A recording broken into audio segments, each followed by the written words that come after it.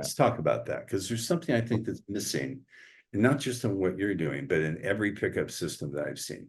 At least in my experience, having done this for decades, thousands of people. Yeah, same here. I would say 30 to 40% of the guys who come to this, whether it's a boot camp or a seminar, have serious trauma, whether it's from abusive parents or being bullied. And then so there's acute trauma. That's when you witness a car accident or you're molested or shot. There's chronic trauma. That's the trauma that's more low grade, but it goes on for a period of time. Look, being 30, 40, 50 years old and never having had sex is pretty freaking traumatic. Yeah.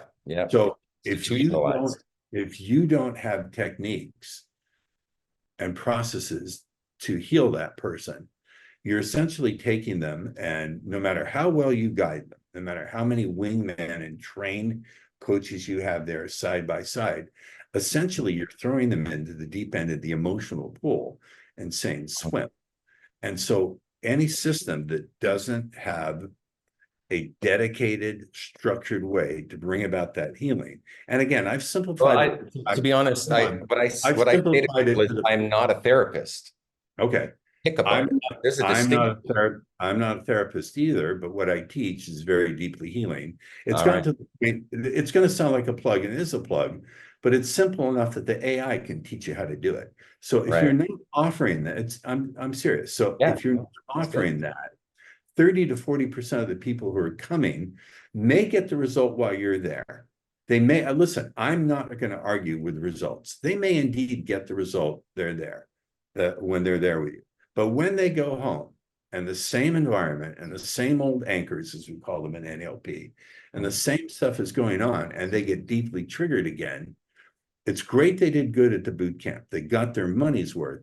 But can they continue to carry it out into the world when they don't have the support of the trainer standing right there? I've said to students who are afraid at first to talk to women, I've said, if you had me in your ear on an earpiece and I was telling you exactly what to say, would you be so afraid? And they'd say, I'd still be afraid, but not so much. So when you have someone like Baxter or yourself or Blaze or some of the other coaches guiding these people, I could see how someone would get some great results. They get to doing it on their own by the third day. I can't, lay the girl for them. They're going to open their own sets. I understand. For them. I understand. When they go home, building proficiency in others. And we've got 3 days to make it happen. And believe it or not, 3 days and 3 nights is a good amount of time to spend with mystery and learn the ropes. I just bring them out to the public gatherings where the women are. So when those 30 or 40% of the people who are deeply impacted come to your events, I'm assuming you don't screen them. You don't do any kind of... No, we actually, to be honest, there is some vetting that takes place because, again, I'm not a therapist. So if, I believe that a potential student is going to be disruptive to the group in a way that, I'm not looking for followers, right? People just follow my direction, but I'm looking for good students, or at least ideal students, people who want to become great at this game. Otherwise, I feel like, I'm shucking pearls of wisdom from the oyster of my brain and placing them before those who just won't appreciate it, right? So I'm looking for those who wish to become really proficient at pickup. And I've got 3 days in the daytime. I teach the tools necessary to use at night, a practical application. And then we go infield and we meet the women.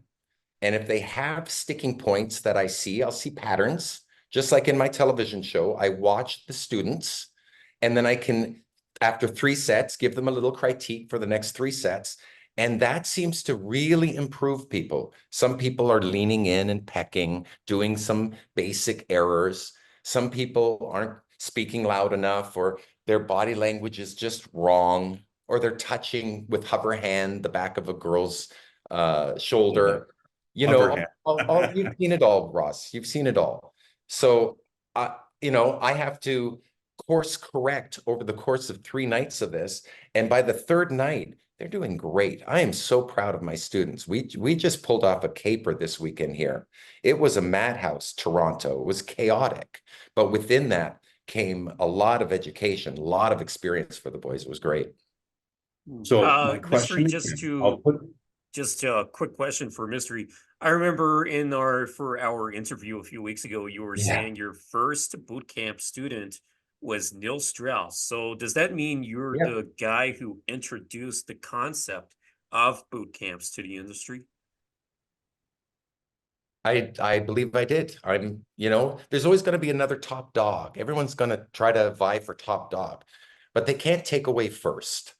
I'm the first to provide infield boot camps. Infield, bringing the boys after seminar into the nightclub environments, and just like the television show, showing the boys how it's done, showing them what good pickup looks like, how to properly engage in conversation with groups of people, in a pleasing manner, and then have them do it themselves.